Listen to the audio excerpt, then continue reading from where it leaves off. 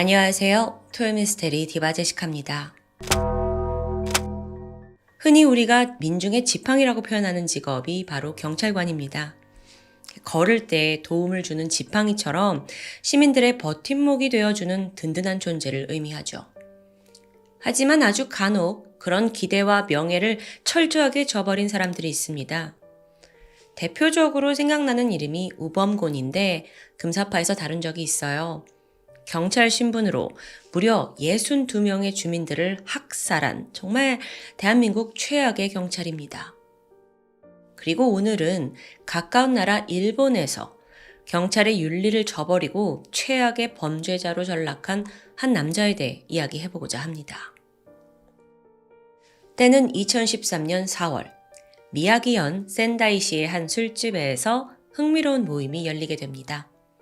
일명 미덥이라고 부르는데 쉽게 말해서 비슷한 관심사를 가진 사람들끼리 정보도 공유하고 친분을 다지는 자리였어요. 동호회 같은 거죠. 근데 이날 참석자들의 공통점은 그들이 모두 싱글이었다는 점입니다. 그러니까 다들 새로운 인연을 만나기 위해서 모인 거예요. 그 중에는 당시 도호쿠 복지대 4학년에 재학 중이던 22살의 여성 시라타 히카루도 있었습니다. 그녀의 고향은 이 미야기현에서 멀리 떨어진 야마기타인데요. 사회복지사 꿈을 안고 여기에 와서 지금 공부에 매진하고 있는 거예요. 그러다가 점차 졸업이 가까우니까 졸업하기 전에 좀 마음에 드는 사람 만나서 인연을 쌓아야지 라는 그런 마음으로 모임에 나오게 된 거죠. 그런 그녀에게 남성 한 명이 반갑게 인사를 건넸습니다. 그는 26살의 미즈우치 타카시. 자기를 이 미야기현에 출장 온 경찰관이라고 소개해요. 그 당시 이제 동일본 대지진이 벌어지고 막 2년 정도가 지났을 무렵이거든요. 이 미야기현이 상당한 피해를 입은 지역 중 하나입니다. 그래서 경찰이었던 타카시가 복구 지원을 위해서 여기에 파견이 된 상태였고요. 중대한 국가의 어떤 일을 한다. 라는 그의 설명에 학생이었던 히카루는 큰 흥미를 보이게 됩니다. 워낙 히카루가 평소에도 남을 돕고 봉사하는 거에 관심이 많았거든요. 그러니까 재해 복구 업무는 어떻게 진행이 되는지 궁금했죠. 그렇게 서로 공통의 주제를 가지고 대화를 나누면서 둘은 금세 가까워졌어요. 특히나 이 타카시란 남성이 얼굴도 괜찮고 유머 감각이 좋아서 아주 상대를 편안하게 이끕니다. 사실 무엇보다 외모 워낙 훤칠해요. 게다가 이제 경찰이잖아요. 평소에 검도로 단련된 아주 탄탄한 체격을 가지고 있었어요. 사실 딱 봐도 좀 매력적인 남성 타입이죠. 그날 모임은 어느새 2차로 넘어가게 되는데 분위기가 좀 무르익으면서 이 타카시가 히카루에게 적극적으로 스킨십을 해요. 마음을 표현한 거죠. 난 너가 마음에 든다. 근데 이게 이제 히카루도 처음엔 좀 어색하고 불편했지만 마냥 싫지도 않았습니다.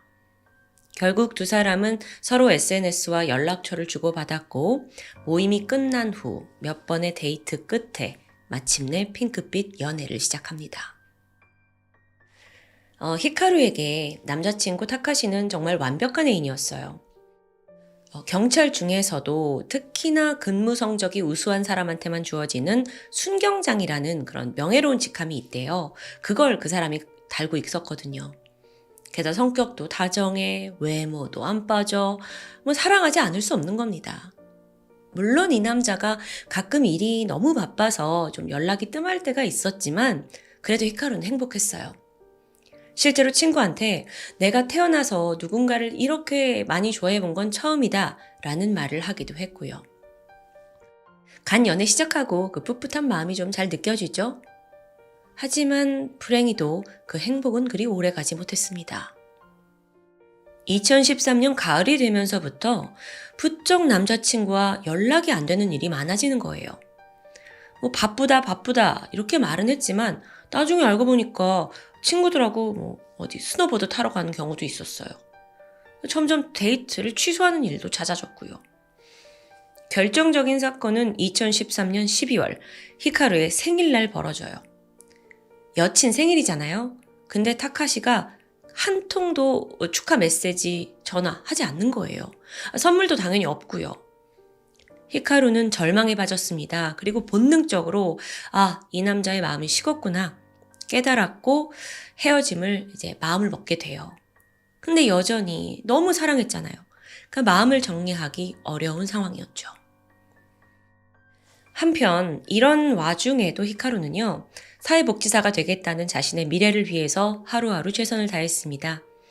사실 그녀는 사랑하는 할머니와 어머니를 암으로 잃게 된 아픈 기억이 있어요. 그래서 특히나 그 말기 암 환자들을 돌보는 복지사가 되겠다라고 마음을 먹었던 거예요. 그렇게 매진을 했고 마침내 자격증을 취득하는 데 성공합니다.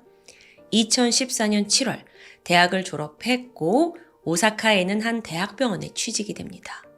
자, 그러면 오사카니까 이제 미야기현을 떠나야겠죠. 그러면 이제 더 이상 이 남자도 만날 일 없고 나도 마음이 좀 정리하기 쉬워질 거다. 잘된 일이다 라고 생각합니다. 아니 근데 이게 무슨 운명의 장난일까요? 그 비슷한 시기에 타카시 역시 그동안의 발령 업무를 다 마치고 원래 근무 지역으로 돌아가게 돼요. 근데 거기가 바로 오사카였던 거예요. 결국에 이도 저도 아닌 이 두 사람의 어정쩡한 관계는 오사카에서도 계속됩니다.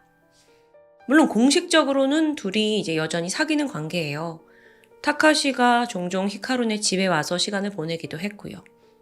근데 또 정작 자기가 사는 집은 부모님하고 같이 계시기 때문에 공개할 수가 없다 이런 식이에요. 주소도 안 알려주고요. 잘 지내는 듯 하다가 또 갑자기 한 3, 4일간 연락이 두절되기도 합니다. 완전히 나쁜 남자 스타일이죠. 결국 히카루는 이거 진심이 아니다 싶어서 참다 못해 이별을 통보하게 되는데 이때 돌아온 건 비웃음이었습니다. 타카시가 뭐라고 하냐면 너 나 좋아하잖아. 그럼 나도 너 좋아해. 우린 못 헤어져. 참 히카루는요 약간 나쁜 남자 타입에 더 끌렸던 것 같아요. 그러니까 사실 헤어짐을 얘기하고도 이 남자한테 계속 끌리고 마음을 정리하지 못하고 있는 거예요. 이러면 정말 자기만 힘들어. 연락 안 되면 속 타들어가고 그러다 또 답장 오면 하면서 막 마음 풀리고 얼른 이 굴레에서 벗어나야 할 텐데 제가 더 걱정이 되네요. 그러던 2015년 1월 12일입니다. 히카루는 집에서 별 생각 없이 페이스북 보면서 시간을 보내고 있었어요. 늘 그래왔듯 남자친구 타카시의 계정에도 들어갔죠. 그렇게 스크롤을 막 내리던 중에 지인이 올린 댓글에 시선이 고정됩니다. 결혼 축하해. 둘이 오래 잘 살아. 결혼이요? 히카루는 막 온 몸이 얼어붙는 듯 했어요. 설마 장난친 거겠지. 하지만 뒤이어 첨부된 사진에 그녀가 완전히 패닉에 빠져듭니다. 사진 속 행복하게 웃고 있는 신랑 신부 중에 이 신랑은 누가 봐도 자신의 남자친구 타카시였어요. 그리고 그 옆에 처음 보는 낯선 여성이 서 있었죠. 와, 이거 너무 충격이죠. 그렇게 드러난 진실은요, 너무도 추악합니다. 사실 타카시에겐 예전부터 교제해온 여자친구가 있었어요. 근데 그녀가 오사카에 살아요. 그러다가 이제 미야기현으로 발령을 받았죠. 그래서 갔어요. 거기서 히카루를 만나서 양다리를 걸치면서 교제를 한 겁니다. 동시에 원래 만나던 여친하고 관계도 계속 유지하고요. 그러니까 여친도 히카루의 존재를 몰랐어요. 근데 이제 그러다가 다시 오사카로 돌아오게 된 2014년 여름, 그는 여자친구와 결혼식을 올렸습니다. 동시에 히카루와의 관계도 정리하지 않았고요. 그 결혼식 당시에 이런 일화가 있었다고 해요. 주례를 맡은 친구한테 야, 너 오늘 찍은 사진 절대 SNS에 올리지 마라? 이렇게 부탁을 했대요. 그래서 친구가 왜 그래? 결혼식 사진인데 왜 못 올려? 그랬더니 내가 아직 사실 정리 못한 여자가 있거든. 말을 합니다. 그래서 막 친구 들으니까 야, 어떤 여잔데? 하고 캐물었죠? 그러자 아주 대수롭지 않게 대답해요. 나한테 미친 하나 있어. 근데 충격은 여기서 끝이 아닙니다. 타카시가 만나던 여성이 히카루 하나가 아니었어요. 그녀를 포함해서 무려 8명의 여성과 동시에 문어발적인 교제를 하고 있었던 겁니다. 와, 충격. 히카루가 페이스북에 결혼 사진을 발견한 직후 남친의 친구들한테도 메시지를 보냈어요. 결혼이 무슨 말이냐. 난 지금 이 남자랑 이렇게 오랫동안 사귀고 있는데. 그러자 그 친구가 즉각 타카시한테 상황을 알려줬죠. 야, 너 들킨 것 같아. 그러자 이때 타카시가 어떻게 반응했을까요? 전혀 당황하는 기색 없이 이렇게 답이 옵니다. 대박, 크크크크. 그러니까 평소에도 히카루를 좀 그냥 심심해서 만나는 여자 정도로 여기었던 것 같아요. 그래요. 뭐 여기까지는 제가 직업이 안정되고 또 잘생겼고 그런 남자가 문어발식으로 바람을 핀 뭐 해프닝 정도다라고 이해할 수 있겠습니다. 하지만 진짜 문제는 이제부터죠. 그때로부터 몇 주가 지난 2015년 1월 24일 오사카 경찰서에 신고가 접수됩니다. 직원 한 명이 출근하지 않았는데 연락도 안 되고 너무 수상하다라는 내용이었어요. 그 직원이 바로 히카루였죠. 평소에 히카루라면 일찌감치 출근해서 다 미리 업무를 해두는 아주 성실한 타입입니다. 그런 그녀가 말없이 무단결근? 이 자체가 이상했던 거예요. 신고를 받은 경찰이 즉각 그녀가 혼자 살고 있는 그 아파트 맨션을 찾게 되죠. 문을 열었더니 거실은 뭐 아무 일도 없는 듯 잘 정돈되어 있었습니다. 근데 침실에서 이렇게 TV 소리가 나요. 방에 있나 싶어서 갔는데 TV만 그냥 덩그러니 켜진 채 아무도 없습니다. 그러다 경찰이 마지막으로 욕실 문을 열자 끔찍한 광경이 펼쳐져 있었습니다. 히카루가 물이 담긴 욕조 안에서 발견된 겁니다. 몸이 뒤집어진 채 물속에 얼굴이 담겨진 그런 모습이에요. 급히 경찰이 그녀를 밖으로 끄집어냈죠. 근데 기이한 건 또 있습니다. 분명 그녀가 목욕을 하다가 이런 일을 당한 게 아니었어요. 왜냐면 목욕을 했으면 이제 옷을 벗었을 텐데 바지와 코트, 양말까지 모두 착용한 상태더라고요. 심지어 목에는 무언가에 졸린 듯한 사큰이 남겨져 있었고 지금 보면 TV도 켜 있었고요. 또 고데기 전원도 켜 있습니다. 즉 이건 출근 준비를 하던 중 누군가에 의해 변을 당했다고 추측할 수 있어요. 즉시 그녀를 병원으로 이송했지만 안타깝게도 이미 숨이 끊긴 상태였습니다. 바로 현장 감식이 시작돼요.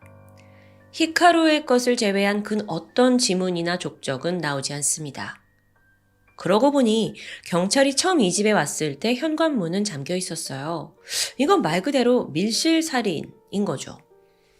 그러던 중 경찰이 아주 뜻밖의 장소에서 뜻밖의 물건을 발견하는데요. 바로 전자레인지였습니다. 열어보니까 불에 탄 히카루의 휴대폰이 있어요. 그러니까 범인이 이거 전자레인지 안에 넣고 돌려버린 거죠. 폭발시키려고 했었던 것 같아요. 근데 이건 분명 의도가 있는 행동이잖아요. 히카루의 휴대폰이 켜지면 가장 먼저 의심을 받을 사람, 그만큼 그녀와 자주 연락한 사람. 네, 경찰 또한 생각보다 쉽게 용의자를 특정할 수 있었습니다. 바로 그녀의 남자친구 타카시였어요. 근데 경찰은요, 사실 사건 초반만 해도 그를 그렇게 의심하는 편은 아니었어요. 왜냐면 딱 보니까 현직 경찰이네? 나랑 같은 직업이네? 아이 경찰이 설마 그랬겠어? 싶었던 거예요. 그래서 처음 그를 찾아갔을 때가 사건 당일 아침 9시 반이었거든요. 검도장에서 운동을 하고 있더라고요. 그리고 히카루의 죽음에 대해서는 난 모른다. 황당하다라는 입장이에요. 경찰도 그래 경찰인데 하면서 일단은 돌아갑니다. 하지만 얼마 뒤 이 사건 현장 근처 CCTV에서 타카시로 추정되는 남성의 모습이 나오면서 상황은 급변했어요. 더 정확히는요. 그가 히카루가 살고 있는 맨션에서 빠져나오는 그런 장면이었습니다. 이건 빼박이죠. 결국 그는 그 명백한 증거 앞에서 무릎을 꿇을 수밖에 없어요. 사건 발생 다음 날 타카시는 자신의 범행을 인정합니다. 그러면서 욱해서 그랬어요. 우발적인 범행을 주장해요. 과연 그럴까요? 그가 밝힌 사건의 경위는 이러합니다. 히카루는 남자친구 타카시가 그동안 바람을 피웠고 또 몰래 결혼까지 했다는 사실에 분노합니다. 페이스북에 이런 글을 올려요. 너 사회적인 벌을 받게 할 거야. 여기서 말하는 건 그간의 타카시 행각을 경찰에 말하겠다라는 경고성 메시지죠. 그럼 징계는 물론이고 파면까지 될 수 있습니다. 그제서야 타카시가 정신이 들어요. 막 마음이 급해졌는지 친구에게 고민을 털어놓기도 했고요. 그리고 다음날 아침 그는 히카루의 맨션을 찾아옵니다. 설득해볼 생각이었다고 해요. 근데 어쩌면 약간 이 순간에 좀 오만이 아닌가 싶은데 히카루 얼굴 만나서 자기 잘생긴 얼굴 들이밀고 아 그런 거 아니야 이야기하면 용서해 줄지도 모른다라고 생각한 겁니다. 결혼까지 한 남자가. 하지만 실제 상황은 녹록치 않았죠. 히카루는 길길이 날뛰었습니다. 네가 그러고도 사람이냐. 나는 너의 직장뿐만 아니라 너의 부인한테도 이 모든 걸 알릴 거다. 사실 히카루는 굉장히 평소에 온순하던 사람인데 막 이렇게 배신감에 치를 떨면서 강하게 그를 압박했습니다. 그러자 타카시도 격분했어요. 니까짓 게 뭔데 내 앞길을 막아. 결국 그는 벨트를 꺼냈고 그걸로 히카루의 목을 세게 조르기 시작합니다. 아무리 발버둥을 쳐도 지금 체격 좋은 이 경찰관 남성을 쉽게 벗어날 수는 없어요. 끝내 그녀의 몸은 축 처졌죠. 이후 타카시는 자신의 직업인 경찰답게 범행 은폐를 아주 치밀하게 이뤄냈습니다. 먼저 시신을 욕실로 끌고 가요. 그리고 뜨거운 물을 받은 뒤에 시신을 그 안에 담궜죠. 왜인지 아시죠? 사망 추정 시간을 조작하기 위해서였어요. 잠깐 설명하자면 사체가 언제 죽었는지 그 사망 추정 시각을 알기 위해서는 여러 가지 방법이 있습니다. 그중에 가장 일반적인 게 체온 측정이에요. 그러니까 사망을 한 시점부터 체온이 이렇게 떨어질 거잖아요. 그게 얼마나 떨어졌느냐로 그 시간을 추정을 하는 거예요. 이걸 너무 잘 알고 있었던 타카시가 시신을 일부러 뜨거운 물에 담금으로써 수사에 혼동을 주고자 한 거예요. 또한 결정적인 증거가 담긴 히카루의 휴대폰을 전자레인지에 돌려서 훼손합니다. 근데 이게 끝이 아니에요. 자기 DNA나 지문이 나오지 않도록 곳곳을 슥슥 막 깔끔하게 청소를 해뒀죠. 앞서 이 집에 들어올 때도 후드를 뒤집어 쓴 상태였어요.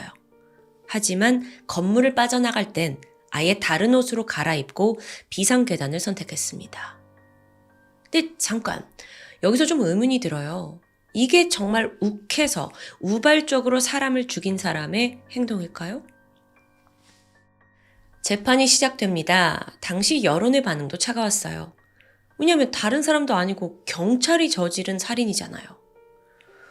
재판에서도 검사가 아니 당신은 약혼자도 있고 결혼까지 했는데 왜 히카루와 헤어지지 않았냐? 라고 묻게 됩니다. 근데 여기에 타카시가 그냥 아무 말도 하지 않아요. 그래서 검사가 다시 물었죠. 이 만남이 혹시 성행위를 위한 거였냐? 그러자 타카시가 짤막하게 말합니다. 네. 재판 결과 타카시는 징역 18년을 선고받았습니다. 그리고 현재까지도 감옥에 수감 중이죠. 한편 사건이 벌어지고 2년 뒤에 오사카 경찰본부 간부들이 피해자 히카루의 유족을 찾아옵니다. 동료였던 현직 경찰이 이런 사건을 저지른 것에 대해 공식적으로 사과하기 위함이었어요. 그들은 타카시 한 명이 경찰 전체의 명예를 훼손했다면서 머리 숙여 유가족에게 사과합니다. 이걸로 딸을 잃은 슬픔을 달랠 수는 없지만 그래도 약간의 위로는 되겠죠. 인간으로서 최소한의 도덕성도 갖추지 못한 경찰 타카시. 아니 범인 잡는 경찰이 되랬더니 자기가 범죄자가 되어버렸네요. 한심할 뿐입니다. 이런 사람을 두고 인간 말종이라고 부르는 거겠죠. 여러분은 오늘 사건 어떻게 보셨나요? 지금까지 토요미스테리 디바제시카였습니다. 안녕하세요. 토요미스테리 디바제시카입니다. 때는 2018년 4월 24일, 미국 캘리포니아주 북부 세크라멘토에 위치한 부촌 시트러스 하이츠라는 곳이 있습니다. 이곳에 있는 한 평범한 가정집에서 백발노인이 모습을 드러냈죠. 막 외출을 하려는 듯 문을 나서는 순간 잠복 중이던 경찰이 그를 에워쌉니다. 노인이 어리둥절한 표정을 짓더니 이내 일단 오븐에 굽고 있는 음식이 있으니 잠시 꺼내고 오겠다고 하는데요. 경찰 앞에서도 꽤 여유롭죠. 이것만 봤을 때 경찰이 뭔가 잘못 짚은 게 아닌가 싶기도 했습니다. 이 노인의 이름은 조셉 제임스 디앤젤로. 72살의 그는 지난 27년간 인근 트럭 수리공으로 성실히 일을 했고요. 그러다 작년 2017년에 은퇴를 한 후에 이 마을에서 딸과 손녀 한 명과 함께 아주 평온한 여생을 보내고 있었습니다. 조셉은 아주 평범한 동네 할아버지였어요. 평소 마당에서 낚싯배와 자전거를 수리하면서 막 시간을 보냈고 가끔 자신의 트럭 열쇠가 사라지면 욕설을 내뱉으면서 화를 내는 정도였죠. 그를 기억하는 이웃 주민 중에 한 명은 자신의 손녀와 또 조셉의 손녀가 친하게 지나게 되면서 종종 집을 방문했는데 그때마다 친절하게 손님을 맞이하는 사람으로 기억합니다. 누구보다 이 노인은 손녀를 끔찍히 아꼈고 이웃에게 친절히 손을 흔들면서 식사 대접을 하는 이 모습은 철저하게 살벌한 인격을 숨기고 살던 그의 가소로운 연기였죠. 이 노인의 진짜 정체는 지난 42년간 무자비한 살인과 강간을 저지르면서 경찰이 그토록 찾고 싶어 했던 악명 높은 연쇄살인마 골든 스테이트 킬러였습니다. 여러분 기억하시나요? 지난 2017년에 당시 토요미스테리에서 오리지널 나이트 스토커란 이름으로 복명을 쓴 범인을 찾고 있다라고 소개한 사건들이 있습니다. 참고로 이 살인마는 하도 범죄를 많이 저질러서 그 수법과 시기별로 별칭이 여러 개가 있는데요. 골든 스테이트 킬러가 그중 하나였고 오리지널 나이트 스토커도 그중 하나예요. 당시에 방송을 했을 때는 아직 범인을 검거하기 전이었죠. 그런데 이제 잡혔습니다. 오늘은 범인이 과연 어떤 배경을 가진 사람인지 또 시간 순으로 어떤 참혹한 범죄를 저질렀는지 결정적으로 어떻게 체포되었는지 심지어 체포된 후에 그가 보여준 기가 막힌 모습까지 낱낱이 소개하고자 합니다. 이름 조셉 드앤젤로. 그는 뉴욕주에서 장남으로 태어났고 평범한 유년기를 보냈습니다. 1964년에 고등학교를 졸업한 후에 베트남전에 참전을 했는데 이때 훈장까지 받으면서 명예롭게 전역을 해요. 이후 캘리포니아로 이주를 해서 세크라멘토주 주립대학에 입학을 했고요. 그곳에서 전공을 한 게 크리미널 저스티스, 범죄학이었습니다. 그의 삶은 창창했습니다. 이후 전공을 살려서 경찰관이 되었고요. 1973년 변호사인 아내와 결혼을 한 후에 그 사이에서 3명의 딸을 낳게 되죠. 즉 베트남 참전 용사의 범죄학을 전공한 경찰관 그리고 단란한 가정의 아버지입니다. 그러던 1979년 여전히 세크라멘토에 살던 그는 좀 황당한 계기로 실직을 하게 돼요. 약국에서 벌레 퇴치 스프레이하고 망치 같은 걸 훔치다가 발각이 된 겁니다. 경찰이 물건을 훔쳤다는 게 말이 안 되죠. 게다가 이게 그렇게 고가의 물건도 아닌데요. 결국 그는 불명예스러운 퇴직을 당했고 이후에 대형마트에서 배송 트럭 수리공으로 일하게 됩니다. 평범한 삶을 살게 돼요. 아니죠. 결코 평범하진 않았습니다. 사실 그의 첫 범죄는 결혼한 지 1년 만인 1974년부터 시작됐습니다. 당시 경찰이었던 그는 빈집을 털기 시작하는데 그 수가 무려 100여 채에 달해요. 근데 또 이게 대단한 강도 사건은 아닙니다. 남의 집에 들어가서 이것저것 물건을 뒤졌고요. 그 중에 펜던트, 목걸이, 단추 같은 자잘한 물건들을 마치 기념품처럼 가져가요. 그리고 정작 고가의 물건은 손대지 않았던 겁니다.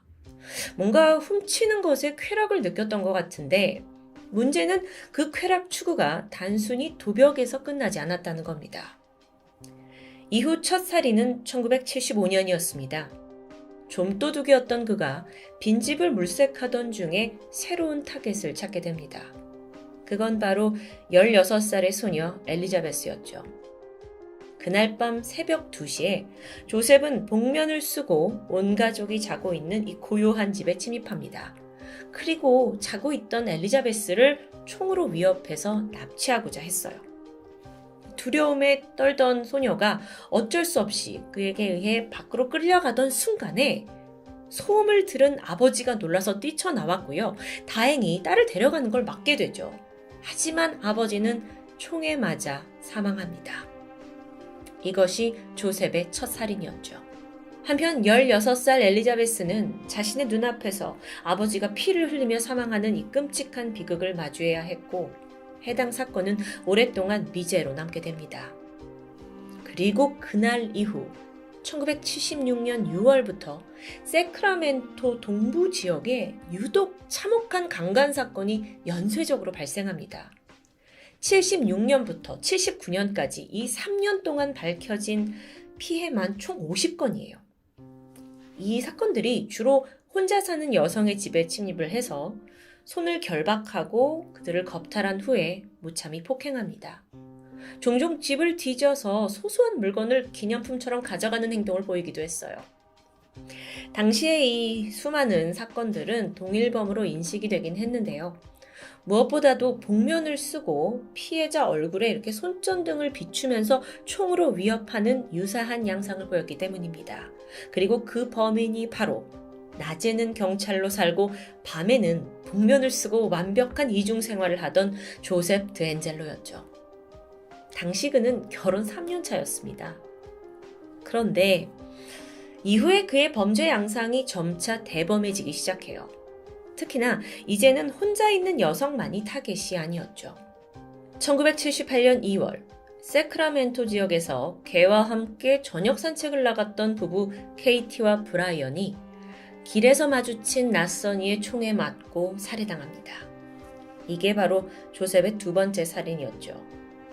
이 사건은요, 완전히 묻지마 사건으로 남게 되고 앞선 첫 살인과 마찬가지로 오랫동안 미제가 되는데요. 이 사건 이후에도 살인은 계속됩니다.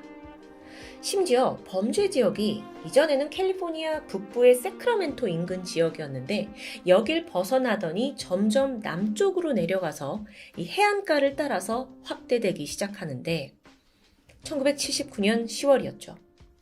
한 커플이 살고 있던 집에 복면을 쓴 남자가 진입하더니 얼굴에 후레쉬를 비추고 커플을 위협합니다.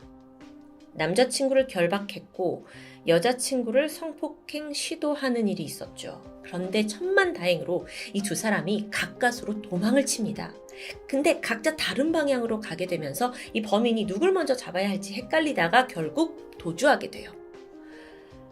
커플이 목숨을 건졌는데 이때 본 범인의 인상착의를 경찰에게 자세히 묘사할 수 있었습니다. 이 범인이 바로 조셉이었던 거고요. 물론 이거 외에도 그 전에 수많은 강간 사건 피해자들로부터 인상착의를 입수해서 몽타주는 만들어져 있었는데요. 그 모양이 다 각각이죠. 바로 지금 사진을 보고 계신데 가면을 쓰고 있기도 하고 또 머리 스타일도 좀 다 다르고 눈 모양도 몽타주엔 좀 다릅니다. 글쎄요, 과연 이걸로 그 당시에 정말 범인을 찾을 수 있었을까라는 생각이 좀 듭니다. 어쨌든 범인 조셉 드엔젤로 입장에서는 그날 좀 안타깝게 자신의 타겟을 놓쳐서일까요? 바로 2달 뒤부터 아주 무서운 살인 질주가 이어졌죠. 1979년 12월 산타바바라 인근에 살던 커플 로버트와 데브라가 자택 침대에서 총에 맞아 살해당한 채 발견됩니다. 여자친구 데브라에게는 성폭행의 흔적이 남아 있었죠. 그리고 3개월 뒤인 1980년 3월 이번엔 스미스 부부가 집에서 살해된 채 발견됩니다. 침실에서 결박이 된 채 벽난로용 통나무로 머리를 3개 가격당한 흔적이 있었어요. 그리고 아내에겐 역시 성폭행의 흔적이 보였고요. 참고로 당시에 이게 연쇄 사건임을 감지하지 못한 경찰은 아내 샬린 스미스의 오래된 내연남을 용의자로 지목하기도 했고요. 또 추후에 남편의 전 동업자까지 돈으로 얽혀있는 사람인데 그 사람이 지문을 집에서 발견하면서 또 그 사람이 용의자로 몰리기도 합니다. 사실상 범인은 다른 사람, 바로 조셉이었죠. 어쨌든 5개월 뒤인 1980년 8월 또 있습니다. 해링턴 부부가 자택에서 살해된 채 발견돼요. 새벽에 누군가 침입을 한 건데 시신을 보니까 둔기로 머리를 가격당한 흔적이 있었고요. 아내에게서 성폭행의 흔적이 있었죠. 이 사건 또한 미제로 남아 있었습니다. 살인은 계속됩니다. 6개월 후인 1981년 2월 28살의 마누엘라 위툰이라는 여성이 혼자 있던 집에서 성폭행 당한 후 사망한 채 발견됩니다. 이 발견된 지역이 앞서 해링턴 부부가 살해된 곳과 멀지 않은 얼바인이라는 곳이었어요. 다행히 이 사건에서 범인의 족적이 증거로 남게 돼요. 그리고 5개월 후인 1981년 7월 앞서 데브라와 로버트 커플이 살해당한 그 인근 지역에서 또다시 체리 도밍고와 그레고리 산체스라는 커플 또한 총에 맞아 살해당합니다. 성폭행 증거 있었고요. 그 외에 범인에 대한 어떠한 단서도 없었죠. 그런데 갑자기 이 사건을 마지막으로 더 이상 유사한 범죄가 한동안 발생하지 않았습니다. 왜 그랬을까요? 바로 이 당시에 조셉에게 첫째 딸이 태어났던 겁니다. 자식이 생기면서 살인 본능이 사라졌던 걸까요? 라는 건 아주 순진한 발상이었죠. 딸을 얻고 약 5년간 착한 아빠 연기에 충실을 하면서 더 이상의 살인사건은 벌어지지 않았습니다.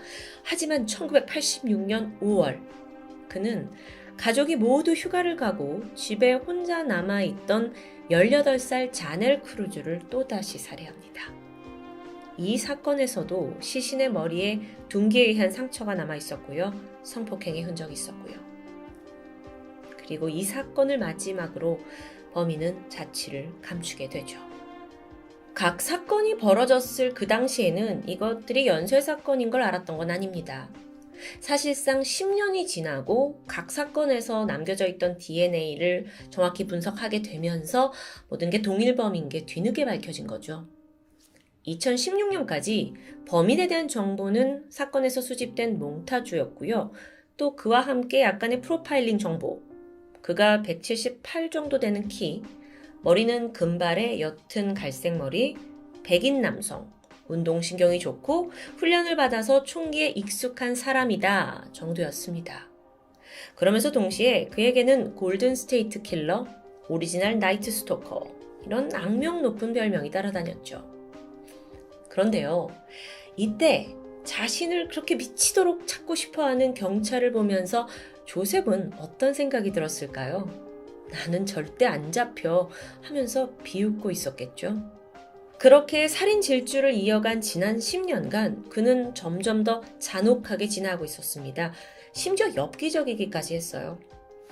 그의 손에 사망한 피해자의 나이를 보면 최소 13살에서 42살에 이르렀고요. 제대로 확인된 것만 살인사건 13건에 그 외에 50건의 성폭행, 최소 120건의 강도범죄가 있습니다. 그런데 그럼에도 불구하고 이 범인이 범행을 할 때 항상 복면과 장갑을 썼기 때문에 대부분의 현장에 증거를 남기지 않았습니다. 피해자를 결박할 때 썼던 밧줄 그리고 족적만 남아있을 뿐이었죠. 아니, 어떻게 그 많은 범행을 저지르면서 증거가 별로 없나 싶은데 조금만 생각해보면 배경이 범죄학 전공했고 심지어 경찰관이었습니다. 베트남 전쟁에도 나갔고요. 이런 이력 때문이었다고 할 수 있겠죠. 그러니까 경찰이 어떤 수사를 할지 이미 다 꿰고 있는 사람입니다. 불행 중 다행으로 그나마 좀 의미 있는 증거라고는 피해자 몸에 남아있던 DNA입니다. 하지만 80년대 기술로는 정확히 이게 누구의 것인지 알아낼 수가 없었어요. 그래서 결정적일 수 없었죠. 결국 몽타주에만 의지한 채 속절없이 시간이 흘렀는데요. 2000년대에 들면서 최첨단 감식 기술이 더 정교해졌고요. 이걸 이용해서 과거의 미제 사건을 해결하려는 움직임이 일어납니다. 그러면서 미국은 사건 현장에서 채취되고 이제 보관하고 있던 그 용의자 유전자 정보를 수많은 범죄자 데이터베이스와 대조하기 시작했어요. 그런데 이때 잡힐 수 있었느냐? 아니죠. 조셉 디엔젤로는 애초에 강력범죄 전과가 전혀 없습니다. 그렇다 보니 아예 용의선상에서 완벽히 제외된 겁니다. 그래서 2000년대에 그는 잡힐 수가 없었고 다시 오랜 시간이 지나서 2018년이 되고 FBI가 이때 아주 은밀한 방법을 생각해내요. 그게 바로 가계도 혈통찾기 웹사이트였습니다. 이게 뭔가 싶은데 우리나라에선 이게 좀 생소합니다. 근데 미국에서는 인터넷을 통해서 자신의 혈통 그리고 조상을 찾는 사이트가 굉장히 열풍이었어요. 미국에는 사실 사람들의 출신과 인종이 워낙 다양하다 보니까 과연 나의 조상이 누구고 어디서 왔는지 이걸 궁금해하는 사람들이 많은데요. 지금 보고 계신 이 사진 속의 결과표처럼 검사를 하게 되면 당신은 40% 핀란드 계통에 25% 스웨덴 계통, 8% 프랑스 피가 있다 이런 정보를 찾아주는 거죠. 근데 이걸 도대체 어떻게 아느냐? 그건 바로 자가 유전자 검사입니다. 이 서비스를 신청하면 업체에서 DNA 키트를 보내줘요. 여기에다가 DNA를 채취해서 보내면 되는 아주 간단한 절차죠. 여러분, 인간은 다 저마다 고유의 DNA를 가지고 있죠. 그런데 이 중에 일부의 구성 요소는 직계가족 그리고 친척들 간에 상당히 일치를 하는 모습을 보입니다. 업체가 DNA를 분석해요. 그리고 데이터상에서 당신의 DNA와 유사성을 보이고 있는 다른 이용자의 DNA를 매칭해고요. 이런 식으로 흩어져 있는 친척도 찾고 또 거슬러 올라가서 혈통까지 찾는 이런 방식입니다. 이해되시죠? 자, 그래서 FBI는 이 범죄자의 유전자를 가계도 찾기 사이트 중 하나인 패밀리 트리 DNA에 등록합니다. 그리고 여기에 있던 약 200만 개의 고객 데이터베이스와 하나하나 비교하는 과정을 거치게 돼요. 그 결과 아주 유사한 유전자를 지닌 몇 명을 추려내는 데 성공합니다. 6명이 나왔는데요.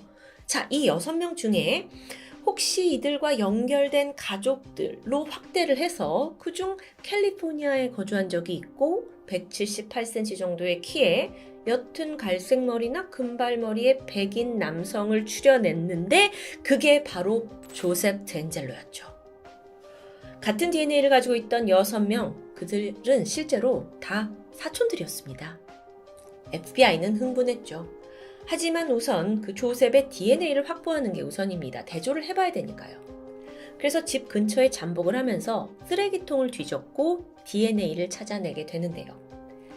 감식을 맡긴 결과 그는 골든 스테이트 킬러와 DNA가 정확히 일치했습니다. 그렇게 42년 만에 이 미제 사건이 해결되는 순간이었죠. 완전 범죄를 꿈꾸고 있던 그리고 평온한 노년을 보내고 있던 이 남성은 그렇게 법의 심판 앞에 서게 됩니다. 지난 2020년 6월 수많은 피해자 가족들 그리고 미 전역이 지켜보는 가운데 첫 재판이 진행됐습니다. 죄수복을 입고 나타난 이 조셉은 휠체어에 몸을 맡기고 얼핏 보기에도 굉장히 병약해 보이는 노인이었습니다. 목을 제대로 가누지도 못했고요. 간단한 대답을 하는 것도 힘겨워했죠. 재판에서 뭐라고 했냐면 내 안에 제리라는 인격이 있다. 그 인격이 잔혹한 범죄를 부추겼을 뿐이다. 라고 설명을 해요. 그럼 자기는 이 제리라는 인격을 도저히 어떻게 통제할 수 없다. 그러니까 인격 장애를 얘기하는 거죠. 그러면서 심신미약을 호소하는 듯 하는데요. 사실 이 당시의 이 모습이 너무도 건강 상태가 안 좋다 보니까 일부에서는 이거 형 집행 자체가 어려운 게 아니냐라는 의견도 있었습니다. 하지만 얼마 후 벼르고 있던 세크라멘토의 슈버트 검사가 그의 독방 CCTV 영상을 공개하게 돼요. 이 영상의 내용이 충격 그 자체였죠. 함께 보시죠. 막 독방에 들어와서 신발을 벗고 있는 모습입니다. 잘 서 있죠. 게다가 양팔을 흔들면서 간단한 체조를 하고 있네요. 법정에서 보던 모습보단 훨씬 건강해 보이는데요. 아주 오래 살고 싶은 듯 팔을 여러 번 흔들어 제끼고 있습니다. 이곳은 아까와는 다른 독방입니다. 어라, 조셉이 난간을 잡더니 책상에 올라가요. 아니, 이건 힘없는 노인의 모습이 전혀 아닌데요. 지금 위에 올라가서 뭘 하려는 걸까요? 전등을 빛을 가리려고 책상에 올라간 건데요. 어라, 아주 창창하신데요, 이분? 영상을 보시면 마지막에 그가 이렇게 무언가로 감방 조명을 가리는 게 포착이 되었는데요. 심지어 이건 40년 전의 범죄 현장에서의 모습과도 비슷하다고 합니다. 이 영상을 공개한 슈버트 검사는 드 엔젤로는 40년 전과 전혀 달라지지 않았다. 이게 그의 실체다. 라고 단호하게 경고했습니다. 한편 아무리 용의자의 DNA와 또 조셉의 유전자가 일치한다고 한들 이 사건들이 다 40년 전에 있던 사건이에요. 그래서 범죄 사실을 모두 이제 와서 입증하기에는 좀 한계가 있었습니다. 그래서 검찰이 그와 협상을 진행하게 되는데요. 사형 대신 가석방 없는 종신형을 받아들이는 조건으로 조셉은 자신의 모든 범죄를 시인하게 되죠. 꼴에 또 사형은 두려웠던 걸까요? 종신형을 선고받기에 앞서서 판결에서 그는 굉장히 무표정한 얼굴로 내가 죽이고 상처 입힌 피해자에게 미안하다 라는 아주 짤막한 사과를 남겼습니다. 하지만 그의 사과를 받아줄 사람은 이제 단 한 명도 없어 보입니다. 앞으로 그에게 남은 건 죽는 날까지 독방에서 처절한 외로움과 고통 속에 보내는 삶이어야 하겠죠. 정말 오래간만에 해결된 사건으로 돌아왔습니다. 지금까지 토요미스테리 디바제시카입니다.